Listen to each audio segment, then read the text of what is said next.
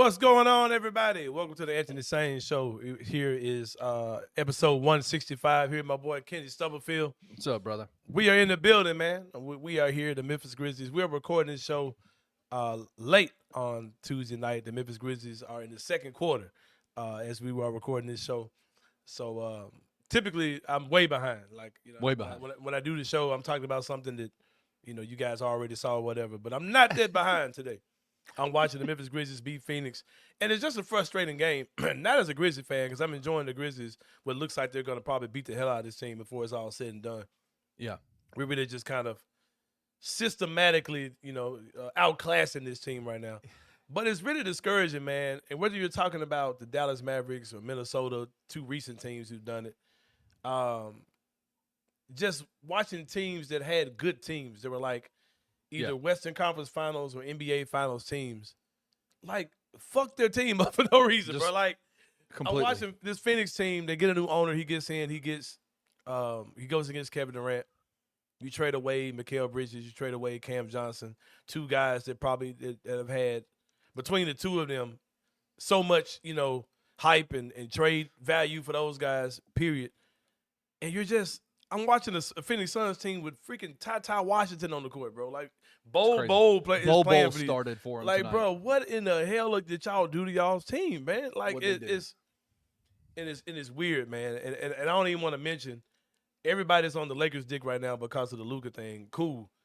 But that team is ass. Like, that team is going to be bad. Like, when LeBron James retires, which is going to be pretty soon, that Lakers team Did you see who they got as their starting center today? Yeah, Alex Lynn is their starting center, bro. Because like I talked about last week on the show, but I was like, I can't be the only person who thinks that Lakers trade was dumb as hell for them to trade away a 2031 unprotected pick and then a 2030 pick swap. That's ridiculously dumb. Like I said, the Lakers get so excited about the big names. They got Luka. But I'm telling you, man, Luka's not going to be in a situation where that team's not good. If they're not good, he's going to get the hell up out of there. And the Lakers, team building just ain't their thing. I don't care what nobody says. Team building just ain't their thing. But enough of that nonsense. The Grizzlies, as we speak, are up by 19 on the Phoenix Suns. Man, this Phoenix Suns team is ass, bro. They're so Williams, bad. Ms. Williams they're just being a menace. Go ahead. They got Devin Booker and Kevin Durant, and they just can't score. They just can't score. Like, I thought, honestly, adding Tyus Jones to the equation. I'm saying it right now. I'm watching him looking ass. Like, I thought adding Tyus Jones would be a good look for them because last year they struggled. They didn't have a point guard, and they tried to bring Bradley Beal and Devin Booker to play point, and it's just like, man, come on, man. But Vince Williams, I love Vince Williams. Do you see what he's doing right now? Yeah. He just tied Devin Booker up on the baseline. Oh, God. And it's still fair. Go ahead. They're they've got – that's the thing about it, man. Like, there's just – that kind of roster construction, you have zero identity, like none. They have zero identity. I don't blame Phoenix for going after Kevin Durant. You go after Kevin Durant. If there's an opportunity, go get him. You go get him. The Grizzlies have tried numerous times over the last couple of years. They've reached out multiple times, but it was more so like adding Bradley to the equation that I just thought screwed up everything for them. Totally depleted their depth altogether. But yeah, I hope I'm not waking up in the morning and seeing that the Grizzlies lost this game. Hope they were up by 19 in the second quarter. It'd be an epic collapse. I'll say that. Speaking of collapse, the Memphis Grizzlies game before this one was against the Oklahoma City Thunder. Easily the most hyped up game of the season. The Grizzlies had a clean injury report. I'm not counting Marvin Bagley Jr. Yeah, we don't count Marvin. They had a clean injury report for the first time. Everybody was back. The vibes were high. My girl, young Harriet, had a space. Everybody was super positive in the space, man. I'm like, listen to this, man. Look at this. Man, what is the sky was blue, the birds were chirping, people were being friendly to each other on Twitter. It's crazy. And got our ass smacked by the Oklahoma City Thunder. I'll say this. I'm going to go on a little mini rant, so to speak, when it comes down to that. There are clear differences between the Oklahoma City Thunder and the Memphis Grizzlies. Oklahoma City Thunder, a team that was bad when we were good, and they've gotten better, and they've gotten better and better every season. They kind of know what they do, and they do it all the time. I know that sounds very simple, But that's exactly what the Oklahoma City Thunder does. They know what they do, and they do it all the time, and they perfected it. They're going to play hard defense. They can make shots. SGA is, probably the best guard in the NBA if you're just going to be real about it. We got to be real. We got to stop. We're beating the hell out of these dudes. But no, the foul merchant thing is what it is. But he's fucking awesome. Yeah, like he's a foul merchant because he's unguardable. Like nobody can deal with that dude. He's an incredibly good guard. Tyus Jones just hit a three. I might need to cut my TV off. I'm being extremely distracted by this game. But the Thunder, they don't have a situation where the head coach is coaching another man's offense. They don't have a situation where they're constantly trying new shit and instilling the top secret, I'll call it pick and roll. I've got this idea. I've got this idea number 2. I have this idea number 2. I will call it the pick and roll.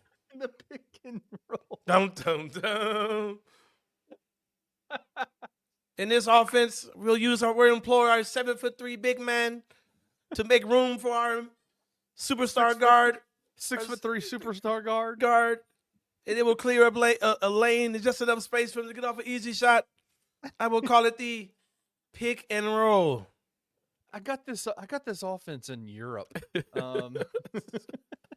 in Romania. By this guy named Thomas Isalo. Tomas Isalo. And because of it, we're only going to play our stars 25 minutes a game. Yes. Trust me, it makes a lot of sense. It makes a ton of sense. Trust me, number 2. Santi. Hey, Santi out there going crazy.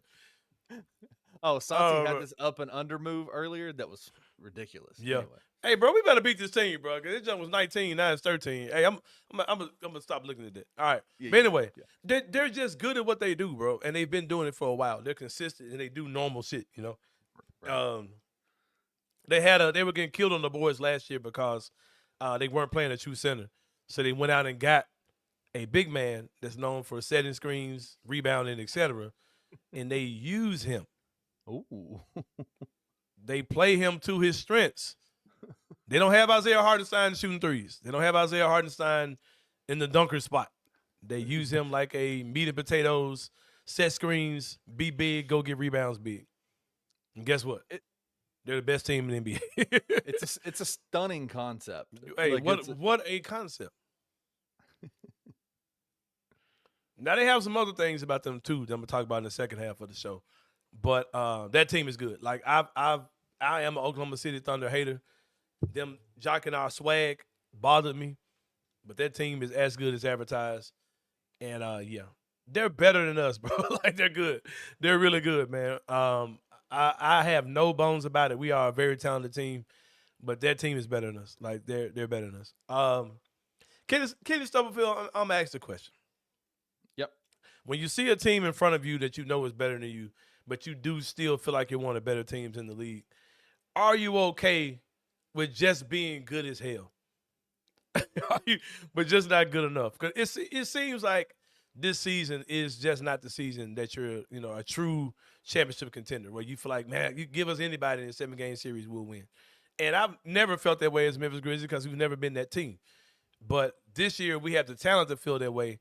But how does it feel to just like look around and be like, yeah, we got the pieces? Because somebody made a good point. I'll put the list of guys that are in my 10-man rotation or whatever after the trades, right? And one guy commented, he said, that's an NBA Finals championship team. I don't know when, but that roster, those dudes, that's the dudes. Like that's our team, bro. Like if the Grizzlies win a championship, our roster won't look much different than the 10 guys you've got in your rotation now. So how do you feel like today, knowing that this year's team, it kind of feels like, okay, we're not – anything can happen. Like anything can happen for sure when it comes down to the playoffs. But how does it feel knowing that – it's just a strange feeling, bro, when yeah, we're good, man, but we ain't good enough to win this whole thing. Or we're not good enough to come out of the West. So I fundamentally disagree. Mm-hmm. Because okay, come on. Because I think 7-game series are there for a reason, right? I think this Mhm. Grizzlies team is crazy talented. Yeah, stupid Crazy good. talented. We're stupid good, bro. From top to bottom, right? Like it's the best roster the Memphis Grizzlies have ever Ever had. had. Mm-hmm. And the starting 5 matches up against anybody in the game. Mm-hmm. I well, the best 5 players for the Grizzlies match up against the best 5 players for any team in the game. Let's I say wouldn't that. say I wouldn't necessarily say that the starting 5 is the best 5 players on the Grizzlies team, but Mm-hmm. that's just whatever. But I just yes, I think there's a way for us to acknowledge that Oklahoma City is better than the Grizzlies. And also a way to acknowledge that if the Grizzlies do what they do well, they can beat Oklahoma City. I do believe that. Mm-hmm. Because I think that I think it legitimately comes down to that identity that you're talking about with Mm-hmm. Oklahoma City, where they know what they do and everybody on their team is bought into their And they know role. that they play their role, man. Yes. They play it. They The play pecking it. order is clearly set. Like, It is go there. over there and do that. You go over there and do this. It's clear, man. Like it's none of that. And so I say to that, if the Grizzlies can figure out that, if they can figure out what that looks like, all that even comes down to figuring out a rotation, Mm-hmm. figuring out the roles, figuring out who's going to be coming in at certain time, like all those kinds of Oh things. my Those God. little I didn't get into those that, but go ahead. those little small things, Mm-hmm.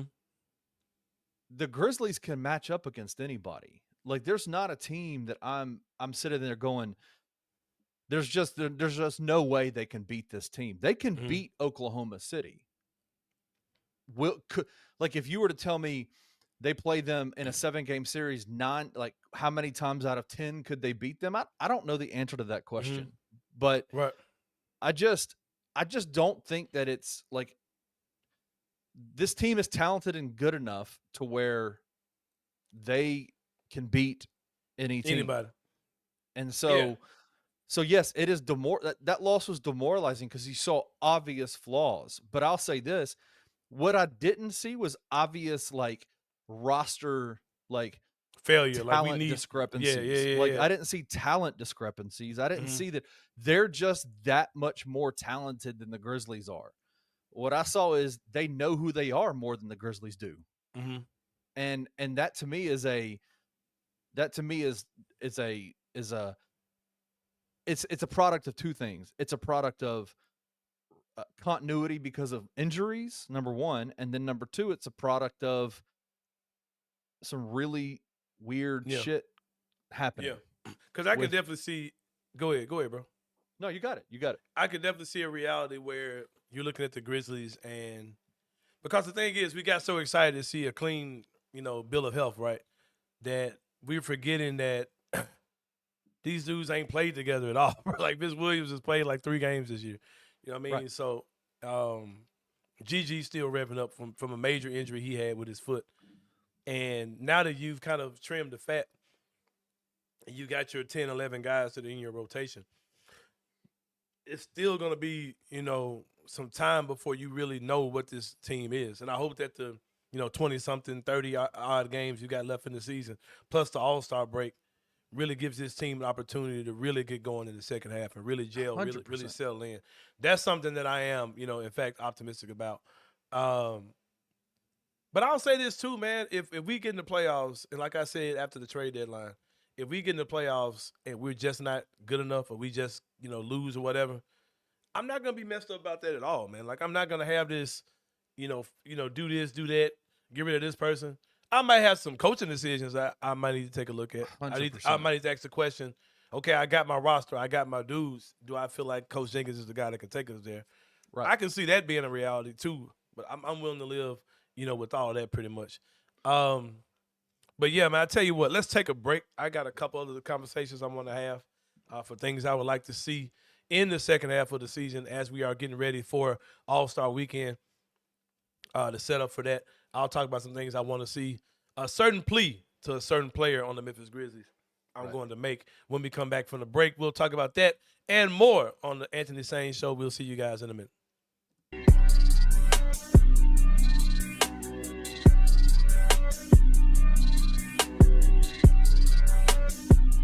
I would have loved Cam Johnson on this team. I still think that there's a real chance we could get Cam Johnson this summer, probably for a heck of a lot cheaper.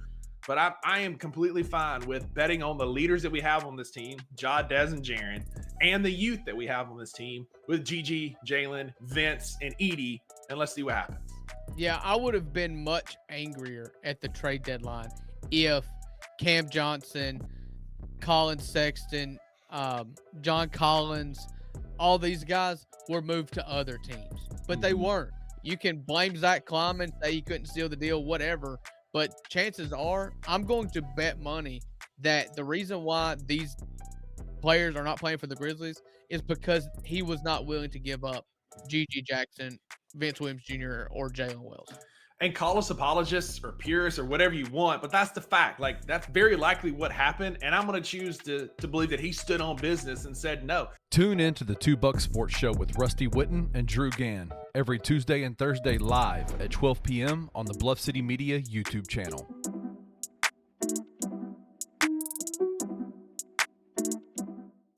I genuinely think the ace card that the Tigers have is they've got one of the best point guards in the entire country on their team in PJ Haggerty.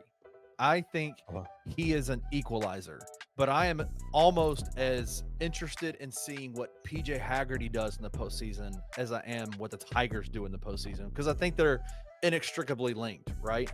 Can we see PJ have one of those kind of postseasons where he just puts the entire team on his back and says, I got you? Because I think he's that kind of player. Is it PJ's that guy that you know you're going to get your 20 out of, and then you get to the tournament and Tyrese is shooting 60% from three again? It's just that it's that two-headed monster with those guards. Oh my gosh. And then if you can get a night from Colby too in there, like, yeah, they're set up well in March. Everybody talks about having a backcourt is what's going to get you a deep run. Tune in to Tigers Untapped with your hosts, Trey Lasley and TJ Willis, every Tuesday at 3 p.m. on the Bluff City Media YouTube channel.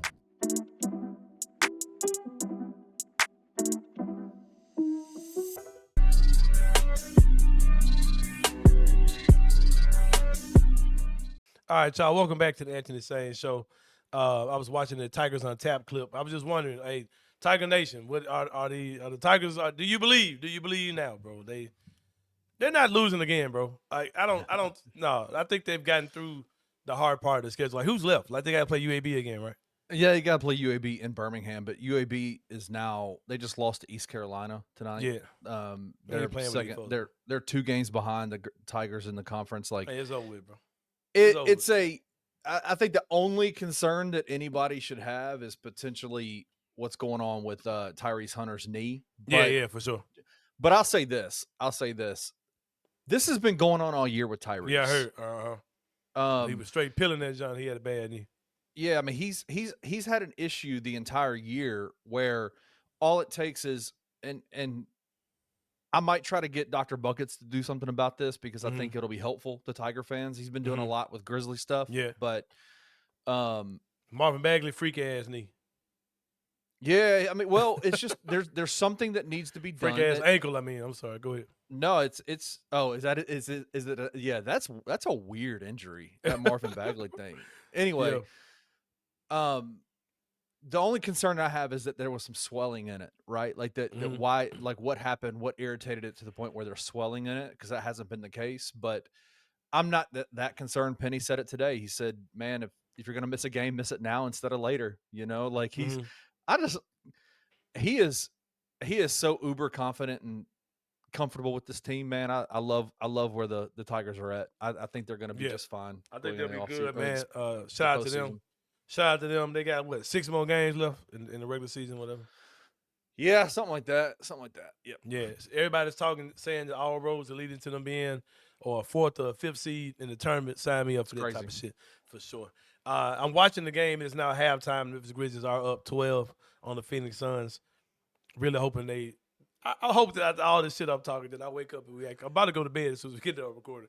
I want to please let us win this game.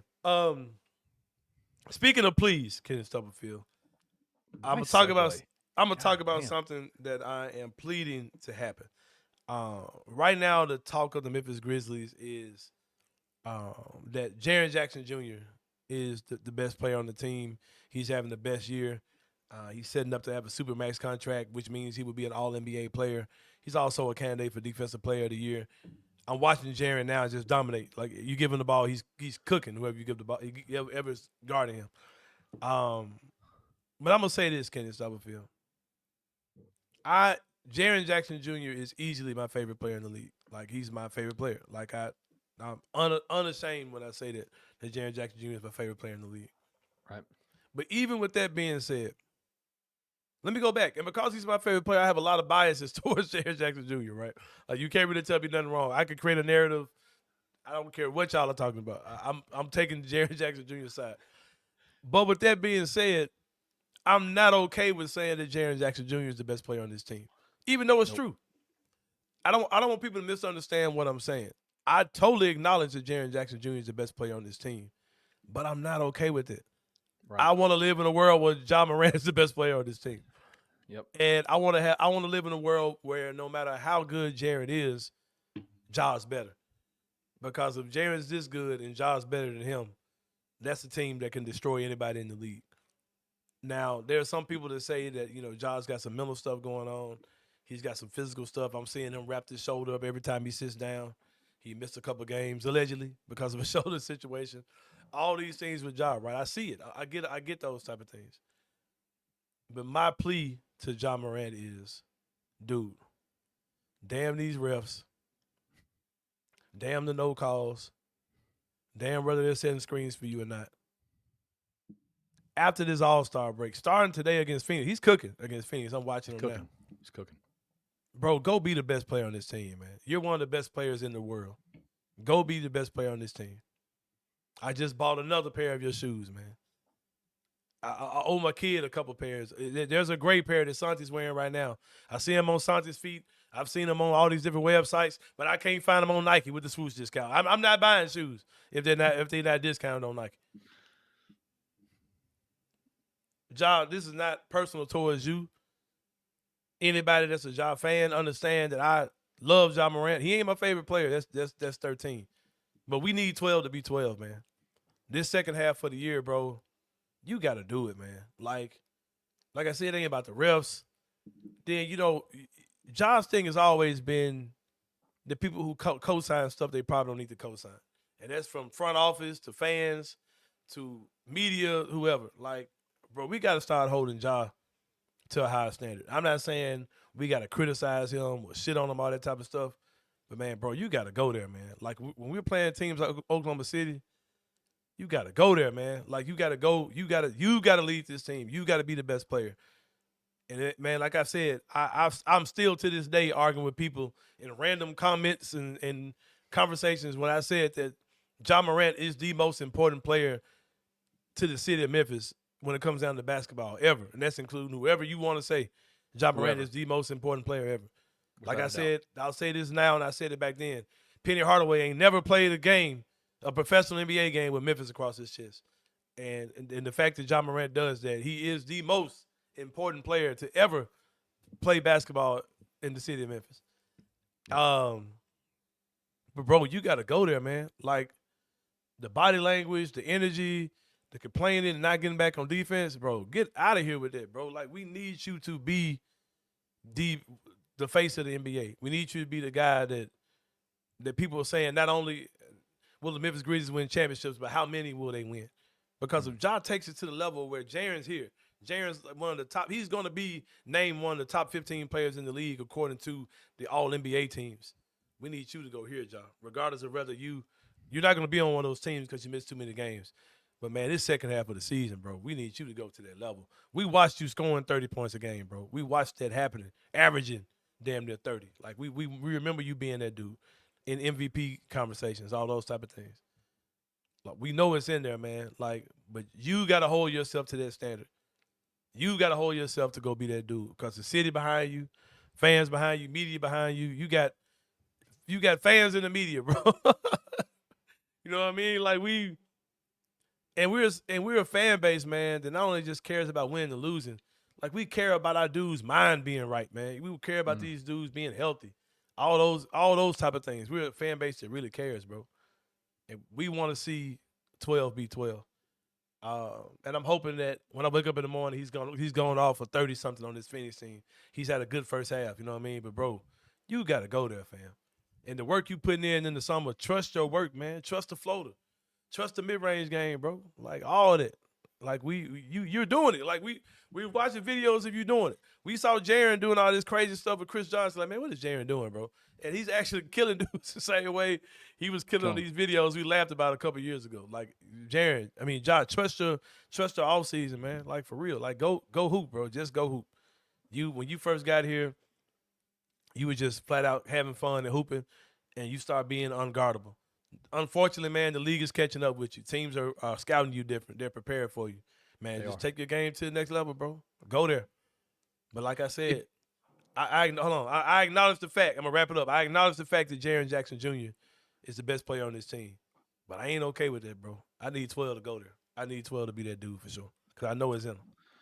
I love it. I completely agree. Let me ask you this. Mm-hmm.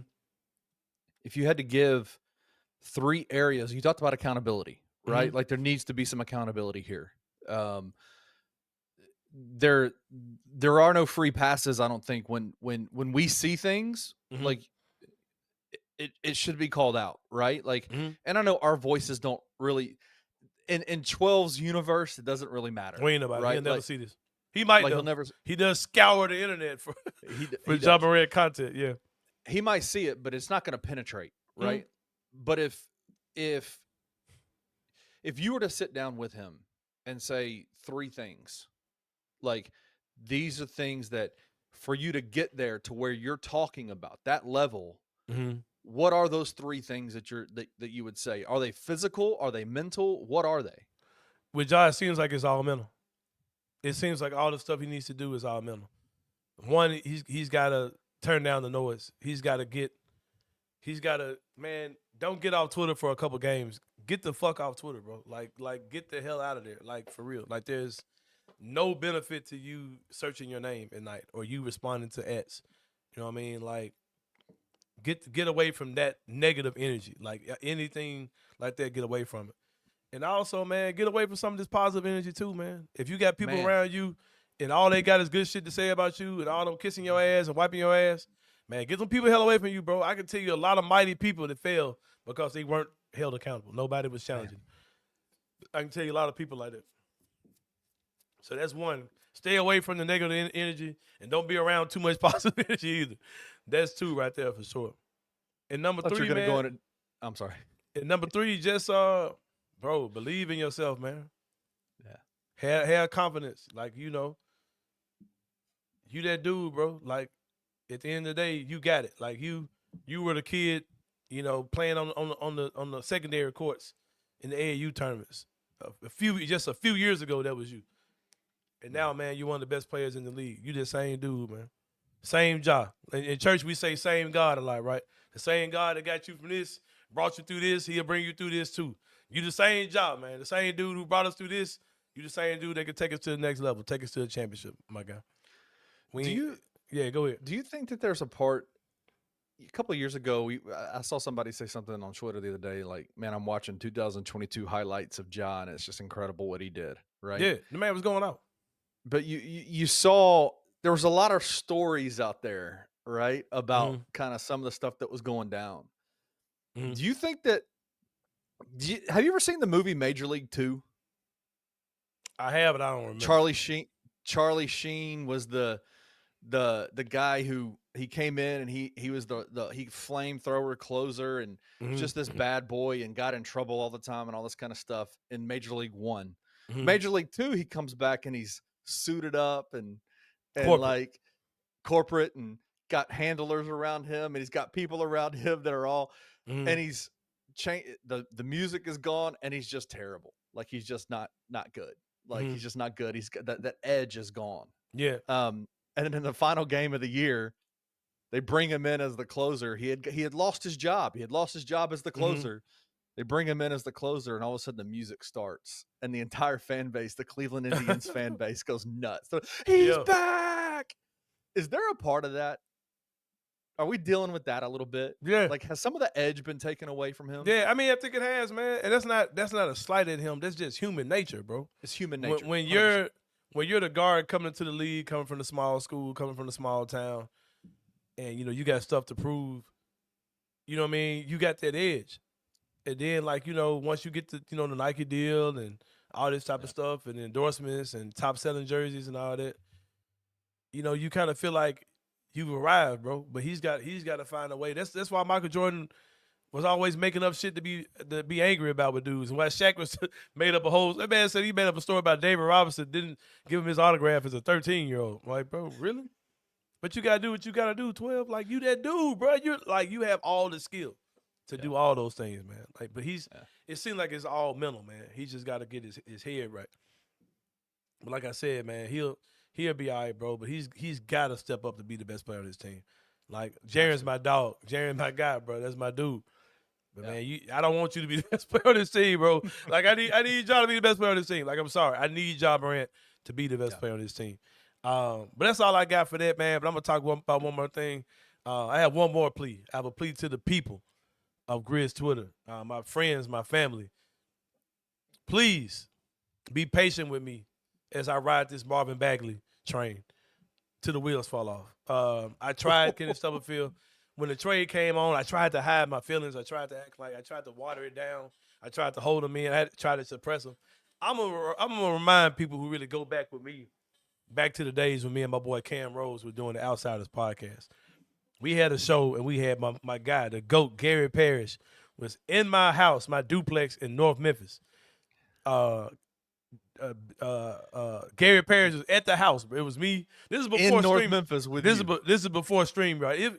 It's that part of North Memphis that they've kind of annexed and started calling it Midtown, but that shit North Memphis. It was Evergreen, Valentine Evergreen area, right? Yeah. Jackson and Dickinson's where I live. But it's North Memphis, bro. But Gary Parrish came over to the house, and he had just had some type of back procedure or something was going on with the man back, man. But GP came to my crib. This is before the StreamYard days, bro. We couldn't just pop up and just go StreamYard. He had to literally come to my house to record an audio podcast. Like, no. It seems like that was like so long ago, bro, like technology wise. Because that's what you had to do. It wasn't no StreamYard, there wasn't no Zoom. Like, he had to come to my house and put a mic to his mouth and record an audio podcast at my house. Like, he couldn't do it on the phone. Like, none of that technology was there yet, right? So Gary Parrish, the GOAT, came to my crib, and we recorded this podcast, and it was a draft podcast, right, of the 2019 draft. And the takes were flying.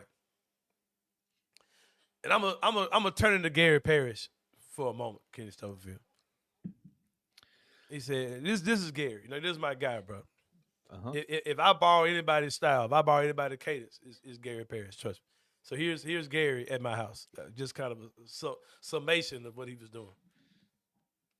He said, "So you got Marvin Bagley, right? And he's one of the best players in college basketball. He's every level he's been on, he's been one of the best players in basketball. He was good in middle school. He was good in high school. He's one of the best players in the country. And he's really good at Duke. When has Jaren Jackson been good?" Like, they say Luka Doncic is good in Europe and all these things, but this ain't EuroLeague. Like, I don't know if Gary said these exact words, bro, but this is stuff we were talking about. We were talking about why Marvin Bagley should be the easiest number one pick in this draft. Right? Wow. Like, when is DeAndre Ayton been good? Like, oh yeah, GP. Like, damn Luka Doncic, bro. Like, like so damn Luka Doncic. That's hilarious, man. We were Marvin Bagley guys, bro. Me, Cam, and Gary were Marvin Bagley guys. Now, we knew. Wow. We knew, even though we didn't know nothing about Luka, we was like, there's too much hype around this fat white kid for him not to be good. Only thing that agitated me about Luka was people were saying his floor is Penny Hardaway. I was like, all right, fuck all y'all. Y'all lost y'all mind. And of course, there was the bias things of him being this white guy and strictly being from the motherland of Europe. Had to just go make this Aryan white guy, the white savior of basketball. Had to just go make this dude of some European nation. But 100%. But It makes sense to me. I was big on Trey. Cam was big on Trey. But Gary Parrish was preaching about Marvin Bagley has been good forever. Wow. What makes me think he's not going to be good in the NBA, right? Wow. And Marvin Bagley went on to be, number 2 pick in the draft. Jaren Jackson went 4th in that draft to us, I believe. Yeah. Trey Young went 5th. Was traded for Luka Doncic, who went 3rd, if I'm not mistaken. I think that's the order. I think it's right. I think that's right. Yep. And we took Jaren 4th, of course. And Marvin Bagley did not pan out to be the second best player in that draft, which is what you're supposed to be when you're taking second. He didn't pan out to be the 3rd best player in that draft. He didn't pan out to be the 4th. He didn't pan out to be the 5th player in that draft. He did not pan out to be anything close to what he was projected to be. But I do ask people to do this. Erase the fact that he was picked number 2 in the draft. Just get that out of here, right? And ask yourself, can Marvin Bagley be a contributing factor for a good team? We've seen him be a contributing factor in the NBA, but we've never seen him play for a good team. This is the best team he's played for by a mile. He was in Sacramento. They were ass. He was traded to the Detroit Pistons. They were ass. He was traded to the Washington Wizards. They were ass. They're always going to be ass. Right. He's playing for one of the better teams in the league. And he's playing for a guy in Jaren Jackson Jr., with the guy in Jaren Jackson Jr., who has always looked up to Marvin Bagley. He's told stories about Marvin Bagley, how good he was in high school, all these type of things. He's playing around guys that are around his age. He's playing in a winning system. And he's playing for a coach that don't trust Zach Edey, so he's probably going to get a lot of time once he's playing for a coach that don't want to play Zach Edey at all. So he's probably going to get a lot of time. I'm going to tell y'all something that's just point blank, period. Because there are people talking about how, that guy's trash. He's ass, or you're delusional. It's not ass. That man has better career numbers than Brandon Clark. There's nothing to debate about this. Just go look at him. Go look at his numbers. I want to say he averages 13-7. I think BC is like 11-5 or something like that in his career, or something like that. His numbers are better than Brandon Clark. He's 6'11", true 6'10", 6'11".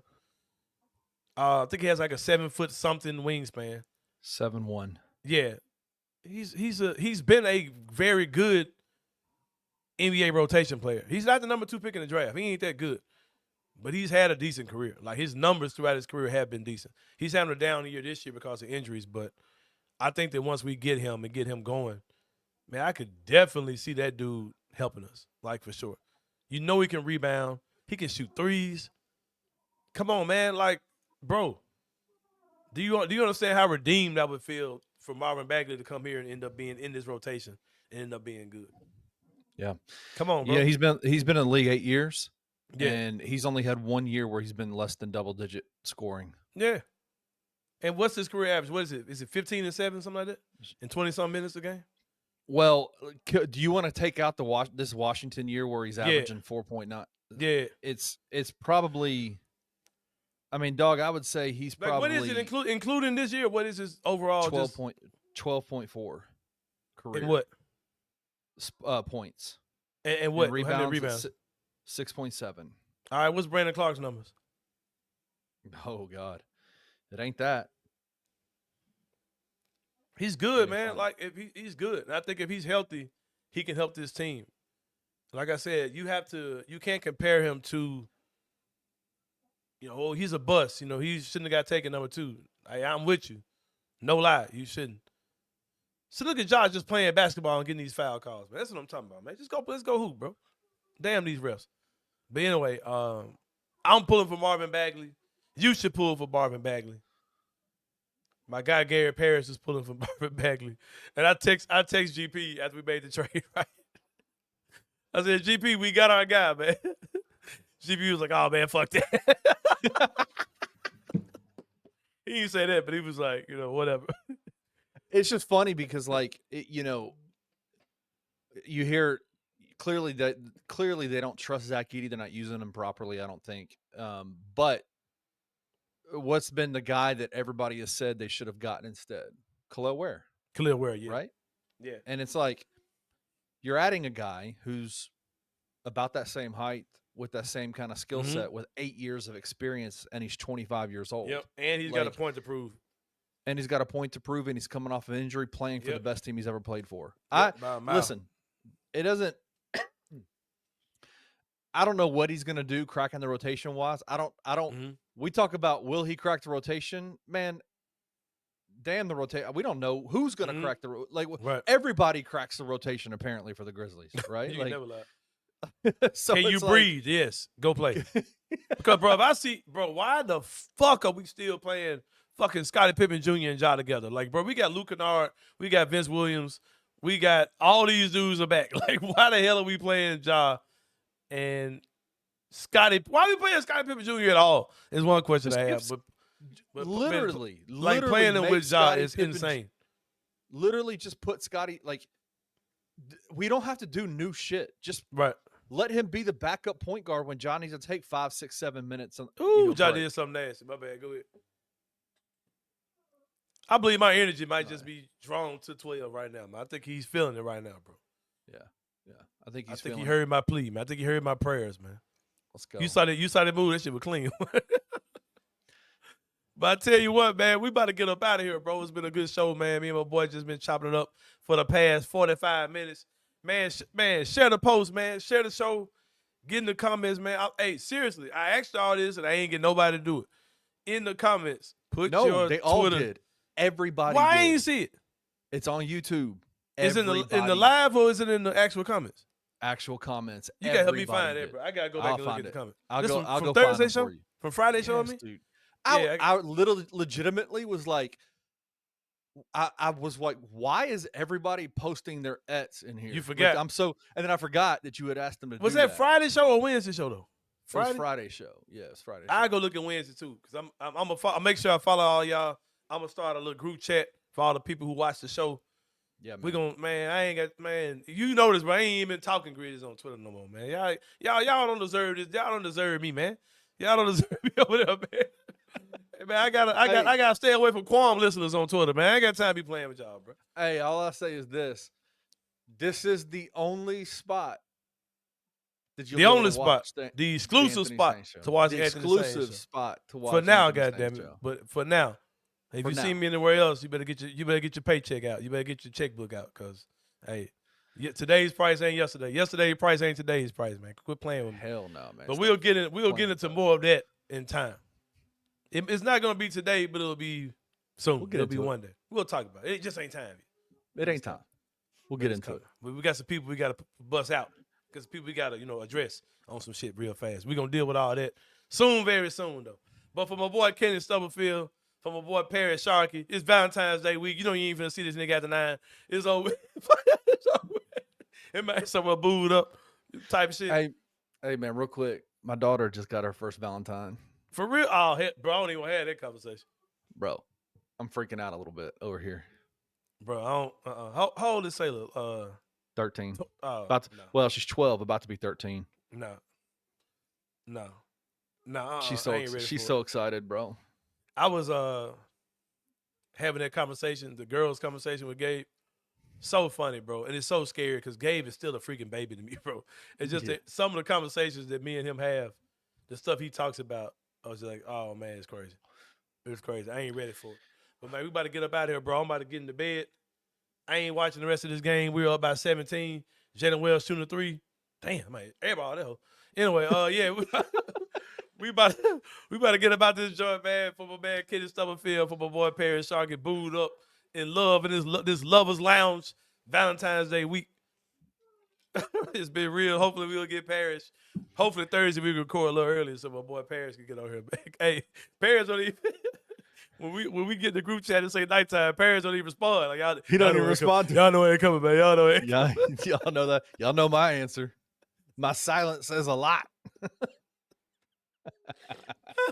Then I'm gonna cut on goddamn what's the name of the boy to see his ass on there. Oh yeah, man.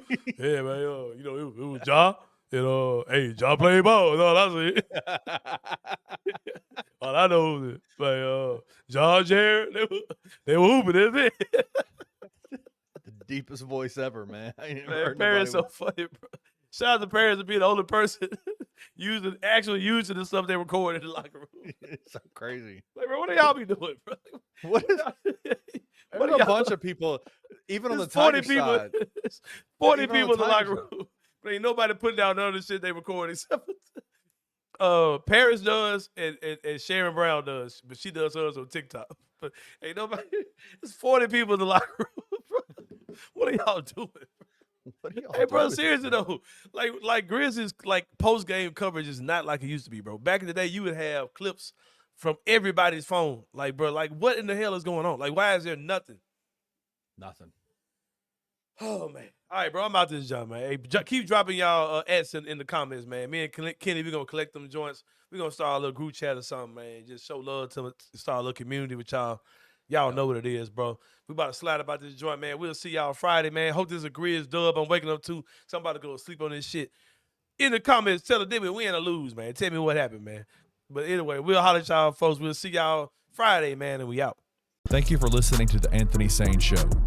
If you enjoyed this episode, leave a rating and a review wherever you download your podcasts. Also, like and subscribe to Bluff City Media's YouTube page. For comprehensive coverage of Memphis sports, head over to www.bluffcitymedia.co and find out how you can become an insider. We will see you back here next week.